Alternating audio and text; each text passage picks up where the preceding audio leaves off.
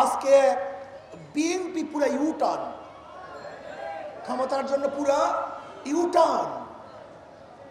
বিএনপির স্বাদ মেটে নাই, ওনাদেরকে আসলে পুরো অত্যাচার অবিচার করা এখনো হয় নাই।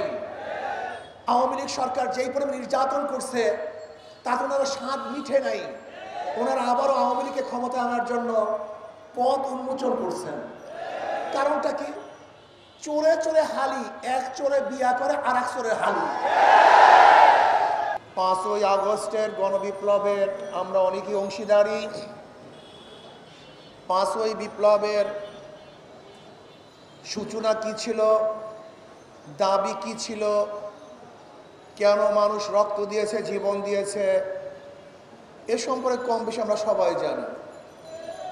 এর মধ্যে মূল একটা কারণ ছিল বৈষম্য বিরোধী আন্দোলন। বৈষম্য থাকবে না, বৈষম্য দূর করতে চাই। 71-এর পর থেকে 53 বছর পর্যন্ত যারাই ক্ষমতায় ছিল তারা বৈষম্য দূর করতে পারে নাই, তারা মানুষের অধিকার প্রতিষ্ঠিত করতে পারে নাই। 71 থেকে 2024 পর্যন্ত যারা ক্ষমতায় ছিল তারা দেশকে দুর্নীতিতে 5 বার চ্যাম্পিয়নশিপ করছে। তারা লক্ষ লক্ষ কোটি কোটি টাকা বিদেশে পাচার করেছে।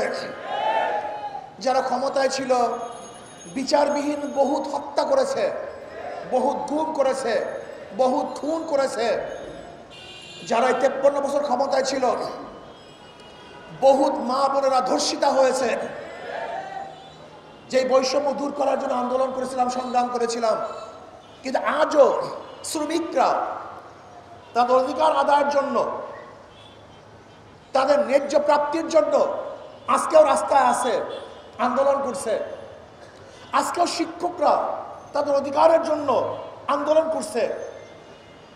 আজকেও হাজারো জেলেরা তাদের অধিকারের জন্য আন্দোলন করছে। গার্মেন্টস সেক্টর বলেন, শ্রমিক বলেন, মজদুর বলেন, চাকরিজীবী বলেন, পুরুষ বলেন, মহিলা বলেন, মিডিয়া কর্মী বলেন, যত প্রকার, যত ডিজাইনের, যত পেশার মানুষ বাংলাদেশে আছে সবাই বৈষম্য শিকার। 5ই আগস্টের পরে ভেবেছিলাম এবার বৈষম্য থাকবে না, এবার মানুষ মুক্তি পাবে, মানুষ শান্তি পাবে, মানুষের অধিকার প্রতিষ্ঠিত হবে। কিন্তু কি দেখলাম? 5ই আগস্টের পরেও আবারও বিচারবিহীন হত্যা, আবারও কি দেখলাম? চাঁদাবাজি, আবারও কি দেখলাম? খুন, জুলুম, অত্যাচার, দখলদারি, আবারও মিথ্যা মামলা সয়লাভ, আবারও সন্ত্রাস, আবারও গুন্ডামি, আবারও বদমাশি, আবারও অত্যাচার, আবারও অবিচার। তার মানে আমাদের আন্দোলন এখনো শেষ হয় নাই, আমাদের সংগ্রাম এখনো শেষ হয় নাই, এখনো বৈষম্য দূর করতে পারি নাই। 5ই আগস্টের পরে অন্তর্বর্তীকালীন সরকারকে ভেবেছিলাম দেশের মাটি এবং মানুষের দিকে লক্ষ্য করে দেশ পরিচালনা করবেন, কিন্তু ওনারা কি করতেছেন?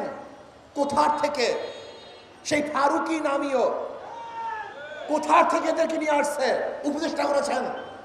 আমি বর্তমান অন্তর্বর্তীকালীন সরকারকে প্রশ্ন করতে চাই, ফারুকি সাহেবের কোন গুণের কারণে, কোন যোগ্যতার কারণে ফারুকি সাহেব তিনি উপদেষ্টা হলেন? এই জাতি জানতে চায়। আমি ডক্টর ইউনূস সাহেবকে বলবো, আপনি আন্দোলন করেন নাই, আপনি সংগ্রাম করেন নাই, আপনি রক্ত দেন নাই, আপনার জীবন যায় নাই, আপনার পরিবারের কেউ শহীদ হয় নাই, আপনার দলের কেউ হত হয় নাই। এদেশের হাজারো মানুষ শহীদ হয়েছে, এদেশের হাজারো মানুষ বন্ধ হয়েছে। আপনি বারবার ওয়াদা করেছেন যারা আহত হয়েছে, নিহত হয়েছে, সেই পরিকাঠামোকে দেখবেন, তাদের চিকিৎসা প্রদান করবেন, কিন্তু আপনি ক্ষমতা বসার পরে আজও তাদের চিকিৎসা ব্যবস্থা করেন নাই, শহীদ পরিবারের ন্যায্য অধিকার প্রতিষ্ঠিত করেন নাই। আপনি কোথা থেকে ক্ষমতার মসনদে বসে ফারুকি সহ যেই সমস্ত বিতর্কিত উপদেষ্টা আছে, যদি অবিলম্বে তাদেরকে পদত্যাগ করতে বাধ্য না করেন তাহলে আপনার বিরুদ্ধে কর্মসূচি বাধ্য হব। আজকে বিএনপি পুরো ইউটার্ন, ক্ষমতার জন্য পুরো ইউটার্ন। বিএনপির স্বাদ মেটে নাই, ওনাদেরকে আসলে পুরো অত্যাচার অবিচার করা এখনো হয় নাই।